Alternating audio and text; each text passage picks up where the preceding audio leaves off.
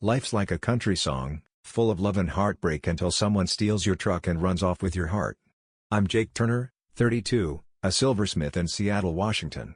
I live in a cozy Capitol Hill apartment with my wife, Emily, and our 4-year-old daughter, Lily. My marriage seemed perfect, but it crashed like a cheap guitar at a dive bar. It all started with Lily, my chatty little girl. While playing with blocks, she said, "Uncle Dylan, read me a story." Uncle? We don't have uncles around, except maybe a mouse in the pantry. I asked more, and Lily went on, "Uncle Dylan has a beard and sings loud. Sounds like a wannabe grunge rocker from Fremont." Emily, my wife, is 30 and lives for Instagram. She posts coffee shop selfies with hashtags like #LiveYourBestLife. She works from home, while I'm in my silver workshop. It's not impossible she's up to something shady. But Uncle Dylan? A 4-year-old doesn't make up uncles unless it's SpongeBob. I tried talking to Emily, casual like. "Heard Lily mention an Uncle Dylan?" I asked. She looked away, laughed nervously. "Probably just cartoons." "Cartoons? Lily doesn't watch Paw Patrol to invent uncles." Something smelled worse than a fish market at Pike Place. My trust in Emily was thinner than a silver wire. I'm no detective, but my gut screamed, dig deeper. If you've ever been betrayed or sniffed out drama, hit subscribe and join me. This story's about to get wilder than a night out in Belltown. Betrayal tastes like a stale donut, bitter, dry, makes you want to spit it out. After the Uncle Dylan thing, I saw everything through a lens of doubt. Emily kept her routine, sipping coffee, glued to her phone, giggling like she was texting a high school crush. I couldn't smile. I pictured a bearded guy belting tunes near my daughter. I spilled the beans to my buddy, Mike, over beers at a bar in Fremont. Mike, a self-proclaimed drama expert, took a swig of Rainier and said, "Jake, check her phone. But don't get caught, or you're sleeping on the street." It sounded like advice from a bad cop show, but I had no better plan. That night, while Emily slept after girls' night at a cafe, I grabbed her phone. Password? Lily's birthday. Dumb move, thanks, Emily. I found texts with Dylan Carter, alias the Dude. What a name to make you want to punch something. He texted like a cheesy rom-com lead, "Babe, you coming tonight? Got whiskey and a new playlist." Emily replied with heart emojis. I wanted to smash the phone like a pumpkin, but I held back. I took screenshots and sent them to myself. The text showed Emily took Lily to Dylan's place in Georgetown when I was at the workshop. "Lily loves Dylan's cat," he wrote. "Cat? Or a den of trouble?" I checked Emily's Instagram. She posted a TikTok dancing in a bar, wearing a tight dress, next to a buff guy with a hipster beard and a flannel shirt. It was Dylan. Caption: "Seattle nights on fire. #LiveYourBestLife." Did she think I was blind? I wanted to chuck her phone into Puget Sound, but I saved the evidence. The next day, I called a private investigator, Tony, on Mike's recommendation. "This guy's a pro at busting cheaters," Mike said, winking. I met Tony at a coffee shop near Pike Place Market. He looked like he stepped out of a noir flick, leather jacket, dark shades. I told him about Dylan, Lily, and my age.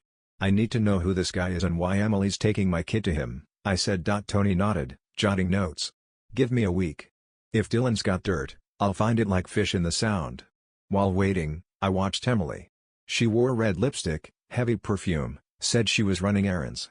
Errands? More like running to Georgetown. Every time I saw her, I pictured Lily on a grimy couch, surrounded by strangers. I wanted to grab Emily and yell, "What are you doing? That's our daughter." But I had to play smart.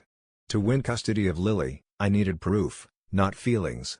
I locked myself in the workshop, shaping silver into twisted knots, like my mood. When Lily hugged me, asking for her mom, my heart broke. But one thing was clear: Dylan wouldn't get near my daughter again. Ever see a mom flaunt her affair on TikTok while dragging her kid into it? I did, and I was about to blow this mess wide open. Waiting for Tony's call was like walking on nails. Each day was a fight to not storm into the living room and scream at Emily. I kept up with Lily, making her pancakes, grinning when she talked about her dolls. But my mind was on Dylan Carter. Was he a washed-up musician or a crook? I needed answers for Lily's sake. Finally, Tony called. "Jake, brace yourself," he said, voice low. "Meet me at the usual spot. Bring a strong heart." I raced to the coffee shop near Pike Place. Tony sat with an espresso and a stack of papers, like a movie script. "Your Dylan's no saint," he said, sliding the documents over. I flipped the first page and felt punched in the gut. Dylan Carter, 35, Lived in a rundown apartment in Georgetown. It's not a crime hub, but it's no Queen Anne either. His place was a mess, peeling walls, cracked windows, reeking of smoke. But the worst was coming. Tony pulled out a police report. Dylan had a rap sheet for domestic violence. 5 years ago, he shoved his ex-girlfriend into a wall for playing Nirvana too loud. Nirvana. I wanted to yell, Emily took Lily to a guy who hits over music? He took a plea deal to avoid jail, but the charge stuck. My hands shook reading it. Tony showed photos of Dylan's parties. Shady folks came and went, a tattooed guy, a woman with green hair, others looking like trouble. Half have drug charges, Tony said. I pictured Lily on that filthy couch, surrounded by smoke and weird laughs. I wanted to smash the table in front of me. Easy, Jake, Tony said. You want custody? Don't do anything stupid. I nodded, but in my head, I was wrapping Dylan in silver wire and tossing him off the Space Needle. Anything else? I asked. Tony smirked, pulling out Instagram screenshots. Dylan posted stories with hashtag #LiveYourBestLife, flaunting cheap whiskey and girls. In one, Emily smiled beside him, while Lily played in a corner. I wanted to storm Georgetown and pull Lily out. But Tony stopped me. Save the evidence. Get it to lawyer. I called Sarah, my attorney. I sent her everything, texts, photos, rap sheet. This is gold, Jake, she said. But we need to prove Emily's still taking Lily there. I started watching Emily closer. She wore makeup, fancy perfume, said she was going shopping. Shopping? More like hitting Georgetown. I knew she was lying. I wanted to protect Lily without wrecking her world. Dylan wouldn't get near her again. I'd use the law to crush him. Ever think a mom would drag her kid to a place where a guy hits over loud music? I didn't, until my wife did it. I decided to play cat and mouse with Emily, but not the cute kind. I wanted her to trip herself up. I faked a wrist injury to stay home. My wrist's sore, need a few days off, I said, staring her down. She nodded, pretending to care, but her shifty eyes gave her away. She was planning to sneak off to Dylan. Living with Emily was like sharing space with a snake. I made breakfast for Lily, but every time Emily grabbed her phone and giggled, I wanted to snatch it. I pictured smashing it like a cheap piñata. But I held back. Lily didn't need to see her parents brawl like it's a dive bar fight. One night, with Lily asleep, I cornered Emily in the living room. I know about Dylan Carter, your dude from Georgetown, I said, no nonsense. She went pale, lips trembling.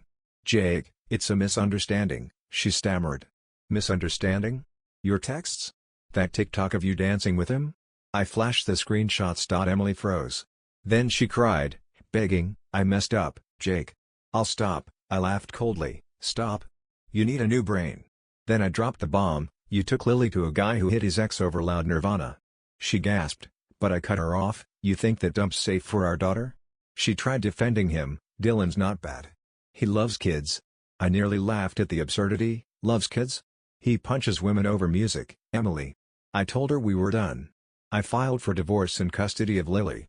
Play with your rocker, but not our kid. She collapsed, but I didn't care. I called Sarah to speed up the divorce and push for emergency custody. You've got strong evidence, but courts are tough, she warned. Tough? A violent guy and a sketchy apartment aren't enough? I snapped. Anger burned me, but I had to stay patient. Emily betrayed Lily, and that was unforgivable. Trial day had me in a suit, ready to explode. Sarah laid out everything, texts, Dylan's rap sheet, photos of his dump. I told the judge, my daughter's in danger. My voice shook. Emily sat across, head down. Her lawyer argued there was no direct harm to Lily. The judge, a stern woman, nodded. I understand your concern, Mr. Turner, she said. But without proof of harm, I can't strip Ms. Turner's rights. I wanted to shout, you need my kid hurt to act? Sarah calmed me. The judge banned Lily from Dylan's place. If Emily broke that, custody would be reconsidered. I left court feeling slapped. It was a small win, but not enough. Emily still had rights to Lily, and I didn't trust her. A woman who flaunts her life on Instagram doesn't follow court orders. I stayed home, working from my workshop to watch Lily. I wasn't leaving her alone with Emily. Living with her was hell. Our Capitol Hill apartment felt like a cheap motel. Emily tried making peace. I ended things with Dylan, Jake. I shot back, ended? Try a better lie. She dressed up for errands, wearing tight dresses and red lipstick. Errands? More like Georgetown. One night, I saw a text on her phone from D. Babe, tonight? I wanted to smash everything, But I snapped a photo and sent it to Tony. Tell her, I said. I knew Emily was lying. I didn't trust her or her rocker boyfriend. The court wanted clear proof. I'd give them a truckload. Tony came through fast. He emailed, "Here's your drama, Jake." Photos showed Emily sneaking into Dylan's Georgetown apartment. No Lily, but that didn't matter. She was still seeing him, defying the court. Dylan's place was a circus, a tattooed guy, a purple-haired woman, all looking shady. "This is a den of trouble," Tony wrote. Some had drug charges. I pictured Lily there and felt sick. Emily was nuts if she thought this was okay. I sent the photos to Sarah. "She shot herself in the foot," I said. Sarah nodded. "This changes everything. The judge won't let this slide." I kept watching Emily. She wore flashy dresses, claiming she was buying groceries. Groceries? More like dancing with Dylan. I logged her times, her excuses. I wasn't proud of spying, but it was for Lily. Tony sent more photos, Dylan smoking something sketchy, surrounded by rough types. Jackpot. I knew Emily could take Lily there any moment. I couldn't stay home forever, but I couldn't risk it. Every day was a battle to stay calm. My only goal was protecting Lily. Emily and Dylan could sink alone. I'd give them the final shove with evidence. The second trial was a showdown. Sarah showed everything, Emily at Dylan's, his rap sheet, the parade of sketchy folks. I told the judge, "Emily didn't just betray me, she defied the court and risked my daughter," Emily cried, but no one bought it. The judge was blunt, "Ms. Turner, your irresponsibility is unacceptable." I got full custody of Lily. Emily got supervised visits only. Sarah whispered, "She's got no shot at custody now." I left court like I'd won a boxing match. But the high faded. At home, Emily packed, sobbing. "You ruined my life, Jake," I said. "You chose Dylan over Lily." Emily moved in with Dylan. I heard she bailed him out of jail for a drug charge. No surprise. Her family called me a monster, but I blocked them. I didn't need people defending a dump as a playground. I focused on Lily, reworking my workshop to stay home. Emily came for visits, glaring like I was the devil. I just shrugged. Lily's my world now. I work from home, crafting small silver pieces. My mom and sister help watch Lily when I'm busy. She asks for her mom, and it hurts. With a therapist's help, I explain, "Mom's busy with her stuff." Her sad eyes break me, but it's better than letting her near Emily's mess. Emily's still with Dylan, in his chaotic world. Tony said she bailed him out for drugs. No shock there. She chose trash, but I don't care. My job is keeping Lily safe. Life taught me, don't ignore red flags, even if they're as big as the Space Needle. Got a drama crazier than a reality show? Share it in the comments. Like, subscribe, and hit the bell for more. The world's full of drama piñatas waiting to burst.